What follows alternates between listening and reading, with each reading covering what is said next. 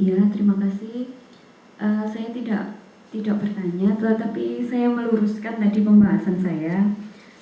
Saya tidak bilang bahwa perusahaan PT Injakayu itu tidak turut serta dalam pelestarian lingkungan. Kemarin saya juga sempat menanyakan kepada PT Injakayu, meskipun itu kayu rakyat, tapi ada nggak kontribusi terhadap kelestarian hutan? Dia bilang seperti ini. Katanya ada, meskipun kita nggak tahu bukti-buktinya ya. Dia mempunyai kemitraan dengan masyarakat di Kabupaten Tulungagung dengan menanam kayu sengon 800 hektar dan kita tidak tahu jenis kemitraannya seperti apa. Yang kemudian kedua, dia juga membagikan bibit-bibit di mana bekerja sama dengan dinas kehutanan setempat. Gitu aja, terima kasih. Baik, terima kasih Bu Meti. Untuk pertanyaan dari Ibu Ida, Pak Bambang mau dijawab? Distribusi. Boleh nggak Bapak distribusinya?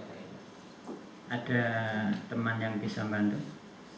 Mungkin sebelum saya jawab dulu ya, atau nanti ditambahkan. Oke, terima kasih untuk Bu Ida dan Bu Meti.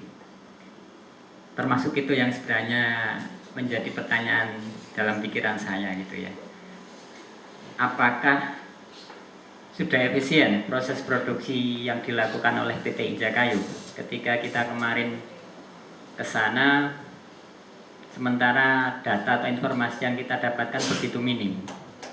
Bicara tentang rendemen adalah perbandingan antara produk akhir dengan bahan baku. Seharusnya itu bisa kita hitung ya kemarin, tapi kita saja kemarin dikasih LMKO cuma bulan Maret, bagaimana mau menghitung untuk 1 tahun, katakanlah seperti itu. Itu kesulitan kita. Memang dari awal saya pribadi sudah agak pesimis ketika kita masuk dalam suatu perusahaan swasta itu ya pastilah mereka punya batasan, punya hal-hal yang memang harus mereka lindungi seperti itu, nggak harus mereka ungkapkan keluar. Menanggapi pembahasan dari Mbak Meti, benar sekali, tapi saya berpikir lebih lanjut, benar nggak sih sebenarnya perusahaan yang berbasis kayu rakyat itu menguntungkan secara ekonomi? Lebih jauh lagi mungkin kita bicara aspek sosial dan ekologi gitu ya. Kira-kira menurut teman-teman gimana? Kalau saya, okelah bicara ekonomi secara makro mungkin memang iya ya. Ketika kebutuhan akan bahan baku semakin meningkat, secara otomatis